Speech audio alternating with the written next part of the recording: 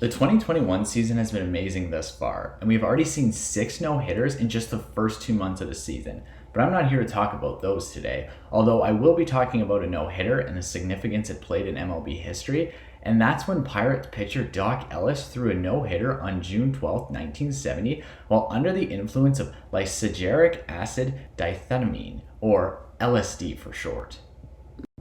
Firstly, we need to understand who Doc Ellis was before we get into his crazy game.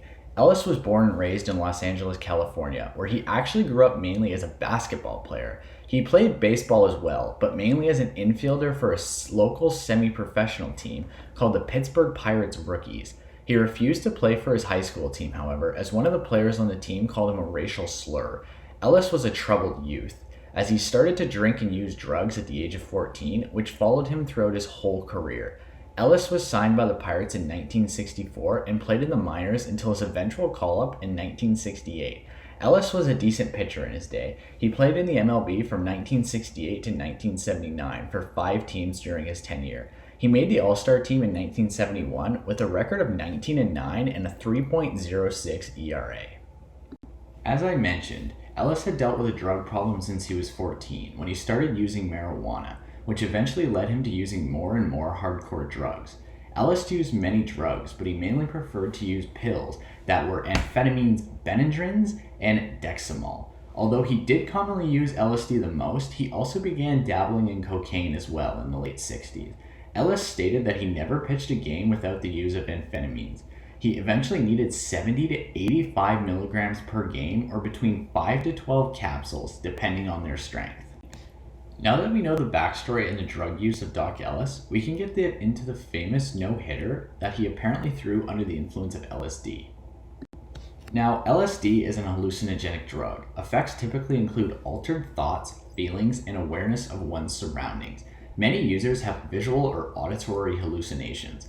Dilated pupils, increased blood pressure, and increased body temperatures are typical. Effects typically begin within half an hour and can last up to 20 hours. It is mainly used as a recreational drug or for spiritual reasons. Now, I'm going to read the entry that was on the Wikipedia page about the incident, and I'll let you make your own conclusions on the situation. I'll also link the page in the description of this video for you guys to check out.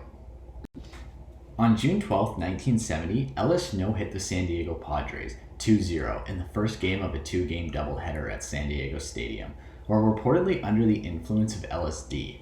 After the Pirates had flown to San Diego on Thursday, June 11, Ellis visited a friend in Los Angeles and used LSD 2 or 3 times. Thinking it was still Thursday, he took a hit of LSD on Friday at noon, and his friend's girlfriend reminded him at 2 p.m. that he was scheduled to pitch that night. Ellis flew from Los Angeles to San Diego at 3 p.m. and arrived at the stadium at 4:30 p.m.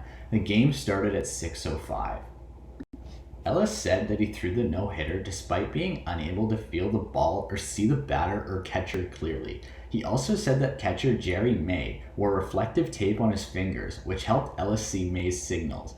Ellis walked 8 batters and struck out 6, and he was aided by excellent fielding plays by second baseman Bill Mazeroski and center fielder Matty Aloha.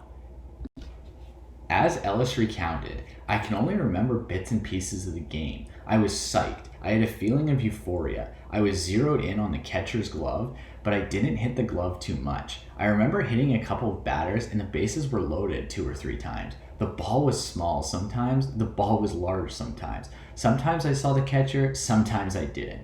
Sometimes I tried to stare the batter down and throw while I was looking at him. I chewed my gum until it would turn into powder. They say I had about 3 to 4 fielding chances. I remember diving out of the way of a ball I thought was a line drive. I jumped, but the ball wasn't hit hard and never reached me." Ellis reported that he never used LSD during the season again, though he continued to use amphetamines.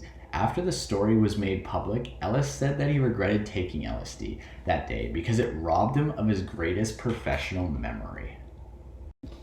Now that you have all the evidence and backstory and upbringing of Doc Ellis, you can make your own conclusions on what actually happened that day.